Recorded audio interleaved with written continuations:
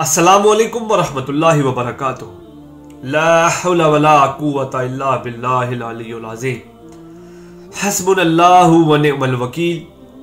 कुल खाफू इन असैतु रब्बी अज़ाब यौमिन अज़ीम।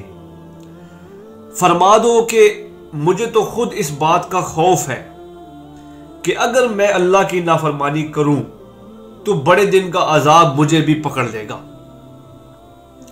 सूरत अल-अनाम। सर ये वो आयत है कि जिसके ऊपर घंटों नहीं, कुछ दिनों तक नहीं, हफ्तों तक बोला जा सकता है। हफ्तों तक। सर ये आयत अपने में इतनी गहराई रखती है ना, इतनी गहराई रखती है कि जिसका हमें अंदाजा ही नहीं। कुल कह दो। कौन कह दे? ए नबी आप कह दो। अखाफू, मुझे तो खुद इस बात का डर है, मुझे तो खुद इस बात का अंदेशा है। इन असैतु रब्बी, अगर मैं अल्लाह की नाफरमानी करता हूं या मैं अल्लाह की नाफरमानी करूंगा या मुझसे अल्लाह की कोई नाफरमानी हो जाए, अजाब यौमिन अजीम, तो वो बड़े दिन का अजाब। अब बड़े दिन का अजाब कौन सा? क़यामत के दिन का अजाब। वो बड़े दिन का अजाब मुझे भी आन पकड़ेगा। ओए सर कहलवा कौन रहा है? अल्लाह तबारक व तआला। और किसकी जुबान से कहलवा रहे हैं? नबी सल्लल्लाहु अलैहि वसल्लम की जुबान से। ए नबी कह दो कि अगर मुझसे भी, मुझे तो खुद इस बात का डर है कि अगर मुझसे अल्लाह की नाफरमानी होगी या मैं अल्लाह की नाफरमानी करूंगा तो बड़े दिन का अजाब मुझे भी आन पकड़ेगा। सर अल्लाह ताला ने कुरान पाक में हमें समझाने की खातिर अपने कितने ही अंबिया की गिरफ्त फरमाई, कितने ही अंबिया की। हजरत यूनुस की। यूनुस अगर हमें वो अल्फाज कह के ना याद करता, वो अल्फाज कह के हमें ना पुकारता, तो हम यूनुस को मछली के पेट से उसी दिन निकालते कि जिस दिन हम मुर्दों को निकालते। ओए होए। और वो अल्फाज क्या थे? ला इलाहा इल्ला अंता सुब्हानका इन्नी कुन्तु मिनज़ ज़ालिमीन। आपकी शान पाक है। सुबहान का लफ्ज़ सिर्फ आपके लिए मखसूस है।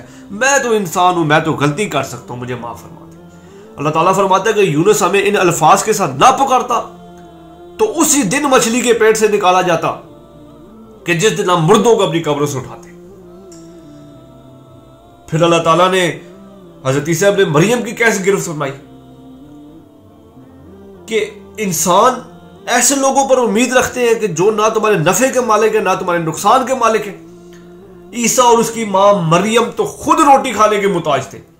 ये तो ना तुम्हारे नफे के मालिक हो सकते हैं ना तुम्हारे नुकसान के मालिक हो सकते हैं। और अल्लाह अगर इरादा कर ले ईसा, उसकी मां मरियम और जमीन में बसने वाले तमाम लोगों को हलाक कर दे तो अल्लाह को कोई क्या बिगाड़ सकेगा। और फिर उसके बाद ये आयत, खाफू इन असैतु रब्बी अज़ाब यौमिन अज़ीम। सर और किस लेवल पे आगे हमें समझाया जाता, और किस लेवल पे हमें समझाया जाता। अल्लाह ताला यही कर सकते थे। आखिरी लेवल यही था कि अल्लाह ताला हमें समझाने के लिए अपने अंबिया को सेंटर कर सकते थे। अल्लाह ताला ने वो भी किया। सिर्फ अपनी वादनीयत, सिर्फ अपनी तौहीद और सिर्फ अपनी मलकियत को साबित करने के लिए अल्लाह ताला ने अपने अंबिया को सेंटर किया। गुस्सा था उनकी उम्मत पे और निकाला अपने अंबिया पे। किसको समझाने के लिए? हमें समझाने के लिए। अल्लाह के नबी अल्लाह की कभी नाफरमानी कर सकते थे लेकिन शक पैदा नहीं होने दिया।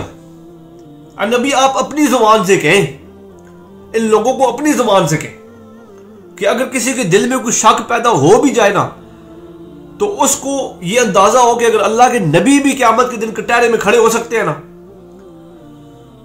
तो कोई जान नहीं बच सकती। और फिर अल्लाह ताला ने हज़रत ईसा इब्न मरियम से फिर क़यामत का जब ड्रॉप सीन अल्लाह ताला ने एक बयान किया तो अल्लाह ताला कहते हैं कि क़यामत के दिन हम ईसा से पूछेंगे क्या तुम्हें इस बात में कोई मसला था, कोई इशू था कि अगर कि तुम्हें अल्लाह का बंदा और अल्लाह का पैगंबर कहा जाए? तो हज़रत ईसा कहेंगे कि मैंने तो कभी नहीं कहा कि मुझे अल्लाह का बंदा ना कहो। तो सर और किस लेवल पे आगे हमें समझाया जाता।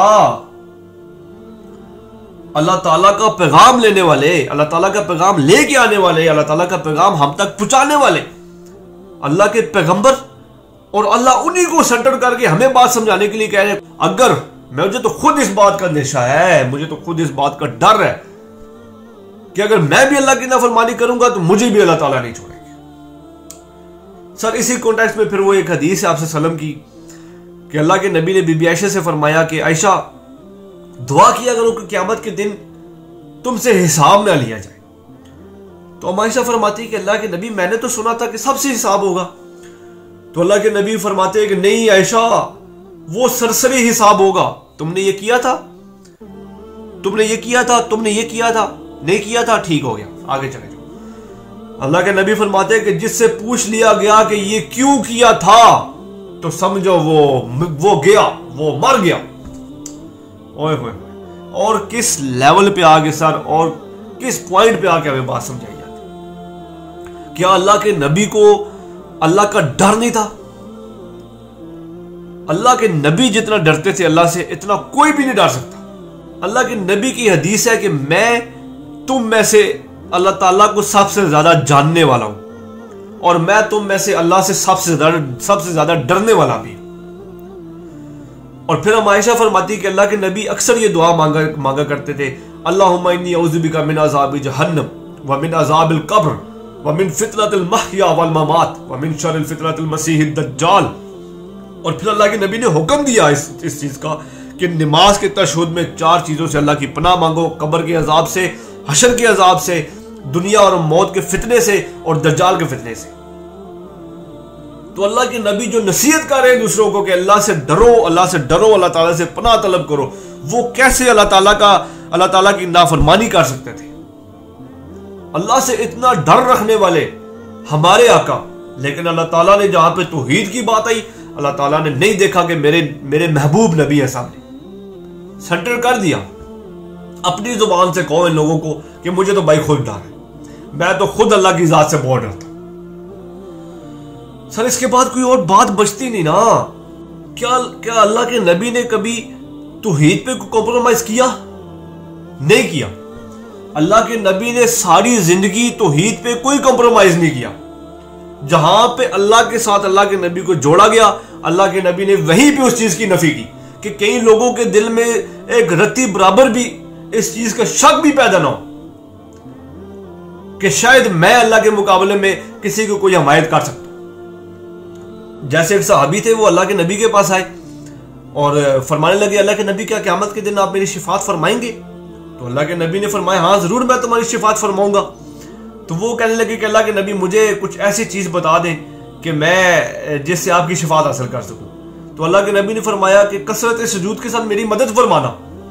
मुख्तसरन हदीस बयान की है कि भाई तुम अल्लाह की इबादत करोगे, कसरत के साथ सजदे करोगे तो ही मैं तुम्हारी मदद कर सकूंगा, नहीं तो अल्लाह ने तुम्हें पकड़ लिया तो मैं तुम्हारे किसी काम नहीं आऊंगा। जब अल्लाह ताला ने आपसे सल्लम को कहा कि मेरा डर जाके सुनाओ लोगों को, तो अल्लाह ताला ने अपनी बेटी को सबसे पहले जाके, फातिमा अल्लाह से डरना, अगर अल्लाह के हजूर तुम पकड़ी गई तो तुम्हारा नस्ब और तुम्हें इस चीज की कोई रियायत नहीं मिलेगी कि तुम नबी की बेटी हो, मैं तुम्हारे किसी काम नहीं आऊंगा अगर अल्लाह ने तुम्हें पकड़ लिया तो। फिर एक सहाबी अल्लाह के नबी के सामने खुतबा दे रहे थे, तो वो फरमाने लगे कि जो अल्लाह और अल्लाह के नबी की अताअत करेगा वो कामयाब होगा और जो इन दोनों की नाफरमानी करेगा वो तबाह हो जाएगा। तो अल्लाह के नबी को गुस्सा आ गया। अल्लाह के नबी ने कहा कि कितना बुरा खतीब है तूने ये क्यों कहा कि जो इन दोनों की, तू कहे कि जो अल्लाह और अल्लाह के नबी की नाफरमानी करेगा। तू हम दोनों को अलग अलग बयान कर। सर अगर देखा जाए तो लिटरेचर की जुबान में ये फिक्रा बिल्कुल दुरुस्त था। पहले उन्होंने अल्लाह और अल्लाह के नबी का कह दिया, बाद में उन्होंने कहा उन दोनों का, लेकिन अल्लाह के नबी ने 1% भी कंप्रोमाइज नहीं किया कि कई लोगों के दिलों में कोई शक पैदा ना हो जाए। 1% भी गुंजाइश नहीं छोड़ी। फरमाया कितना बुरा खतीब है तू। फिर इसी तरह एक और साहबी थे, वो अल्लाह के नबी के पास बैठे हुए थे, इसी तरह कोई बात हुई तो अल्लाह के नबी, तो वो साहबी कहने लगे कि जो अल्लाह और अल्लाह के नबी चाहे। तो अल्लाह के नबी ने फरमाया कि तूने मुझे अल्लाह के मुकाबले में खड़ा कर दिया। अजअल्तनी लिल्लाहि निद्दा कुल बल माशा अल्लाह वाहदा। तू कह कि जो सिर्फ अल्लाह चाहे। अल्लाह के नबी मतलब 1% भी कहीं पे रियायत नहीं दी, 1% भी कहीं पे तौहीद के मामले में कंप्रोमाइज नहीं किया। लेकिन उसके बावजूद अल्लाह ताला ने कहा कोई गुंजाइश नहीं छोड़ने देनी मैंने, अपनी वहदनियत को साबित करने के लिए, अपनी तौहीद को साबित करने के लिए, लोगों को बताने के लिए कि तौहीद is the most sensitive topic in this world. मैंने कोई कंप्रोमाइज नहीं करना कि मेरे आगे कौन है, मेरा सगा कोई नहीं है, जो शिर्क करेगा उसे मैं पकड़ लूंगा। अल्लाह ताला ने फरमाया कि ऐ नबी कह दो कि मुझे तो खुद इस बात का डर है कि अगर मैं अल्लाह की नाफरमानी करूंगा तो बड़े दिन का अज़ाब मुझे भी आन पकड़ेगा। सर फिर मैं और आप किस खेत की मूली, अगर अल्लाह के नबी को भी अल्लाह ताला बरोज़े क़यामत कटहरे में लाके खड़ा कर सकते हैं। और इसका ड्रॉप सीन तो अल्लाह के नबी ने, इसका ड्रॉप सीन तो अल्लाह ने कुरान पाक में खुद फरमाया कि हम क़यामत के दिन ईसा को अपने कटहरे में लाके खड़ा करेंगे और हम उनसे पूछेंगे कि क्या ईसा को इस चीज में कोई आड़ महसूस हुई थी कि उनको अल्लाह का बंदा कहा जाए। तो हज़रत ईसा फरमाएंगे कि अल्लाह मैंने तो इन्हें कभी नहीं कहा कि मुझे अल्लाह का बंदा ना कहो। तो सर जब अल्लाह अपने अंबिया को अपने सामने ला के कटहरे में खड़ा कर सकते हैं सिर्फ इस चीज को प्रूव करने के लिए कि भाई तौहीद पे कोई कंप्रोमाइज नहीं है। और ये फिर सूरत अल-अनाम की आयत इतनी गहरी आयत है सर कि इस पे मैं स्टार्ट में भी कह चुका हूं कि हफ्तों बात हो सकती है, महीनों बात हो सकती है। कुल मन खाफू इना सईतु रब्बी अज़ाब यौमन अजीम। इससे आगे कोई गुंजाइश नहीं बचती सर, इससे आगे कोई गुंजाइश नहीं बचती। अल्लाह की नाफरमानी करने की इससे आगे कोई गुंजाइश मेरे ख्याल से नहीं बचती। ये आयत मैं कहता हूं कि अल्लाह ताला ने जो अपने नबी की जुबान से कहलवा दी ना, इसके बाद गुंजाइश नहीं बचती कि अल्लाह की कोई नाफरमानी की जाए, तौहीद पे कोई कंप्रोमाइज किया जाए। लेकिन जब हम लोगों को कहते हैं कि अल्लाह के सिवा कोई नहीं है तो वो आगे से गुस्सा कर जाते हैं।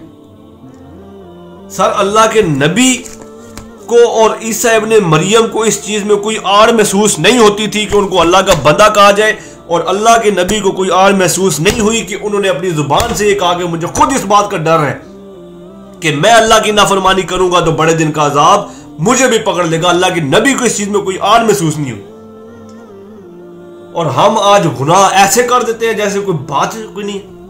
तो क़यामत के दिन अगर अल्लाह ने पकड़ लिया तो बात वो अल्लाह के नबी वाली है कि आयशा अगर अल्लाह ने पकड़ लिया तो समझो वो बंदा गया। और फिर अल्लाह के नबी वाली बात है कि अगर फातिमा तुम्हें अल्लाह ने पकड़ लिया तो मैं तुम्हारे किसी काम नहीं आ सकूंगा। यहां पे लोग कहते हैं जी जो कुछ भी है तेरी उम्मत से। अल्लाह के नबी तो कह रहे हैं कि मुझे खुद इस बात का डर है और मैं तुम्हें छुड़वा मैं शिफात करूंगा, लेकिन कसरत सुजूद के साथ मेरी मदद फरमाना। तुम्हारे पास इबादत होगी, फर्स्ट प्रायोरिटी अल्लाह, फर्स्ट प्रायोरिटी तौहीद। तुम्हारे पास अगर सजदे होंगे, तुम्हारे पास अगर तौहीद होगी तो ही मैं तुम्हारी मदद कर सकूंगा। दिल से कलमा पढ़ा, अमल नहीं है तो मैं तुम्हारे किसी काम नहीं आऊंगा। बेशक जितने मर्जी तुमने नारे मारे, बेशक जितने मर्जी तुम लोगों ने मिलाद कराए, बेशक तुम लोगों ने जितने मर्जी जुलूस निकाले हैं, बेशक तुम लोगों ने जो मर्जी लोगों के सामने ये कहा होगे हमें नबी से आगे कोई नहीं है, अल्लाह की इबादत नहीं की, सजदा नहीं किया, तौहीद पे कंप्रोमाइज किया, दूसरों के सामने जाके अपने हाथ बांधे, दूसरों के सामने जाके सर झुकाया, दूसरों से मदद मांगी, तो भाई मैं तुम्हारे किसी काम नहीं आऊंगा। मुझे तो खुद इस बात का डर है कि अगर अल्लाह के मुकाबले में मैं किसी को खड़ा करूंगा, मैं अल्लाह की नाफरमानी करूंगा, मैं शिर्क करूंगा। सर मैं ये बात इसलिए कर रहा हूं कि अल्लाह की नाफरमानी और शिर्क को मैं रिलेट इसलिए कर रहा हूं कि हर गुनाह, वो डॉक्टर इसरार साहब वाली बात मुझे याद आ गई। वो फरमाया करते थे कि हर नेकी का काम तौहीद के शजरे मुबारका की शाख है, और हर बुराई का काम यानी हर बदी शिर्क की शजरे खबीसा की शाख है। वो कहते थे कि जो नेकी का काम है वो समझो तौहीद की तरफ लेके जाता है, और जो भी बुराई का काम है, अल्लाह की नाफरमानी आपने की, इसका मतलब आपने शिर्क कर दिया। आपने अगर कोई भी गुनाह कर दिया, इसका मतलब आपने शिर्क कर दिया, चाहे वो जिस भी तरह का गुनाह हो। आपने शिर्क कर दिया, इनडायरेक्टली डायरेक्टली आपको नहीं पता था, आपने गुनाह किया, आपने अल्लाह की नाफरमानी की, इसका मतलब आपने शिर्क कर दिया। That's it sir. एक मुआहिद की, एक सच्चे मुआहिद की और एक प्योर मुआहिद की यही खासियत है कि भाई गुनाह कर दिया तो समझो हमसे शिर्क हो गया, हमने अल्लाह की नाफरमानी कर दी। और अल्लाह की नाफरमानी अगर मैं करूंगा तो मुझे खुद इस बात का डर है, मुझे खुद इस बात का खौफ है, मुझे खुद इस बात का अंदेशा है कि उस दिन मैं भी अल्लाह के जरूर पकड़ा जाऊंगा। सर ये है ग्राउंड रियलिटी। सर ये है वो तौहीद जो अल्लाह के नबी हमें सिखा के गए पूरी जिंदगी। और फिर वैसे आज हमारा टॉपिक तो नहीं है, लेकिन चले बातों में से बात निकल आती है। सर फिर जो अल्लाह के नबी टीम तैयार करके गए ना, तो वो टीम भी लाजवाब थी तौहीद के मामले में। ओए ओए अल्लाह के नबी की वफा, अल्लाह के नबी का वसाल हुआ, अल्लाह के नबी की अम्मियत मुबारक आयशा के हुजरे में पड़ी हुई है। हज़रत अबू बकर सदीक बाहर आए, लोगों से खिताब किया और फरमाया कि मेरी बात सुनो, मन कान याबुदु मुहम्मदन फइन्ना मुहम्मदन कद मात। मेरी बात सुन लो, जो मोहम्मद की इबादत करता था वो जान ले कि मोहम्मद को मौत आ गई, और जो अल्लाह की इबादत करता था या करता है या करता रहेगा वो जान ले कि अल्लाह जिंदा है और अल्लाह को कभी मौत नहीं आएगी। सर ये वो टीम थी जो अल्लाह के नबी तैयार करके गए, ये वो आयात थी जो अल्लाह ने अल्लाह के नबी की जुबान से कहलवाई, और उसके बाद टीम जो तैयार हुई थी वो ऐसी ही हो सकती थी। लेकिन आज 1400 साल बाद क्या हशर हुआ उम्मत का? लोगों ने नाम नहीं लिया कि ये हमारे खुदा है, लेकिन बना लिया। लोगों ने शिर्क इस तरह कर दिया, इस तरह आम कर दिया कि अल्लाह के नबी भी इस दौरे हाजिर में होते तो वो भी इस बात का अफसोस मना रहे होते कि मैं क्या तालीमात दे के गया हूं और इन लोगों ने क्या किया। हमने अपने छोटे छोटे माबूद बना लिए, इनडायरेक्टली डायरेक्टली बना लिए बस। अब चाहे कोई माने ना माने, अल्लाह के सिवा किसी ने अगर किसी से मदद की उम्मीद भी लगा ली तो समझो वो सीधा शिर्क के रास्ते पे चल गया। और जब तक माफी नहीं करेगा तो बड़े दिन का अजाब उसे पकड़ लेगा। ये है कुरान की तालीमात, ये अल्लाह की तालीमात और ये अल्लाह के नबी की तालीमात कि तौहीद कितना सेंसिटिव टॉपिक है, कितना सख्त टॉपिक है, अल्लाह के नबी हमें बता गए। मेरे ख्याल से इससे आगे और समझाने वाला कोई और तरीका हो नहीं सकता था। अल्लाह ताला ने इस तरीके को भी अडॉप्ट कर लिया हमें समझाने के लिए। अब दुआ ये है कि अल्लाह ताला हमें समझने की तौफीक अता फरमाए इस बात को। ये छोटी छोटी बातें हैं और हम इग्नोर कर देते हैं और हमें समझ नहीं आती, लेकिन ये कितना बड़ा गुनाह हो जाता है हमसे, इस बात का हम अंदाजा भी नहीं लगा सकते। तो आज की इस वीडियो में जो कुछ बयान किया अल्लाह ताला कबूल फरमाए।